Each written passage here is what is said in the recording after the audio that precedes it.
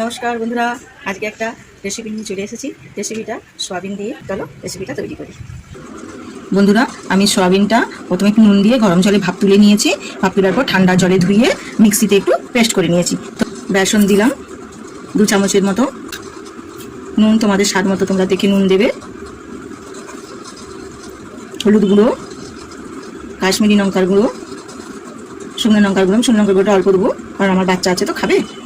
সবগুলোকে একসঙ্গে এবার মিক্সড করে নেব। মাখিয়ে নিয়ে একটা পটলের সাইজে বা রসগোল্লার সাইজে একটা সেট নিয়ে নিবে। এবার একটা ডো তৈরি করে নেব। তোমরাও তোমাদের মতো শেপ করে নিবে। আমি আমার এই চ্যানেলটা যদি তোমাদের ভালো লাগে, এই রান্নার রেসিপিটা যদি ভালো লাগে, একটা লাইক, শেয়ার, কমেন্ট করে দেবে, সাবস্ক্রাইব করে দেবেন, বেল বাটনটি অন করে রাখবেন। তাহলে আমার সমস্ত যা কিছু আমি রেসিপি দেবো তোমাদের কাছে চলে যাবে। বন্ধুরা দেখুন, আমি সব ডোগুলো তৈরি করে নিয়েছি। তোমরাও এরকমভাবে একটা একটা করে ডো তৈরি করে নিবে। আর এগুলোকে এবার আমি তেলে ভাজবো। বন্ধুরা, তেল গরম হয়ে গেছে। আমি এবার একটা একটা করে ভেজে নেবো। হালকা, বেশি জোরে দেওয়া যাবে না, হালকা হালকা করে অল্প অল্প করে ভেজে নিতে হবে। তো হালকা হালকা করে একটু নেড়ে নেড়ে ভেজে নিতে হবে। বেশি নাড়া যাবে না, তাহলে ভেঙে যাওয়ার ভয় থাকে। বন্ধুরা দেখুন, এই যে বাদামি বাদামি কালারে ভাজা হয়ে যাবে, কালারটা ঠিক চলে আসবে, এই তখন এবারে তুলে নিতে হবে। আমিও তুলে নিলাম, সব ফোড়ন দিয়ে দিলাম।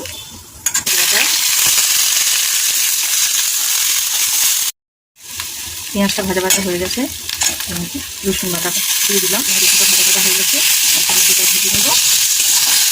টমেটোটা দিয়ে একটু জল দিলাম। এবার গুঁড়ো মশলাগুলো অ্যাড করবো। ধনে গুঁড়ো, হলুদ গুঁড়ো, লঙ্কার গুঁড়ো, কাশ্মীরি লঙ্কার গুঁড়ো, ধনা গুঁড়ো, জিরে গুঁড়ো। মশলাগুলোকে একটু সব ভাজা ভাজা করে ভালো করে একটু কষিয়ে নেব। দিয়ে ভাজা ভাজা হয়ে গেলে তারপরে মশলাটা কষানো হয়ে গেছে। এবার ভেজে রাখা আলুগুলো দিয়ে দেবো।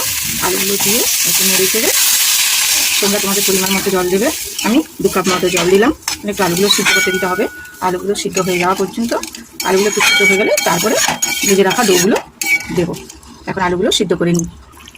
বন্ধুরা দেখে নিবে আলুগুলো সিদ্ধ হয়ে গেছে নাকি। আমার এই আলুটা সিদ্ধ হয়ে গেছে। এবার আমি ডো যে ভেজে রাখা ডোগুলো ছিল সেগুলো এবারে দিয়ে দেবো এক এক করে।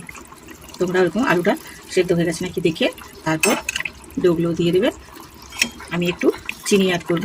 তোমরাও যদি চিনি খাও, তোমরা তোমাদের মতো চিনি যদি পছন্দ করো দেবে, না দিলেও চলবে। কিন্তু আমাদের একটু চিনিটা পছন্দ করে, তো তাই একটু চিনি দিলে খেতেও ভালো লাগে।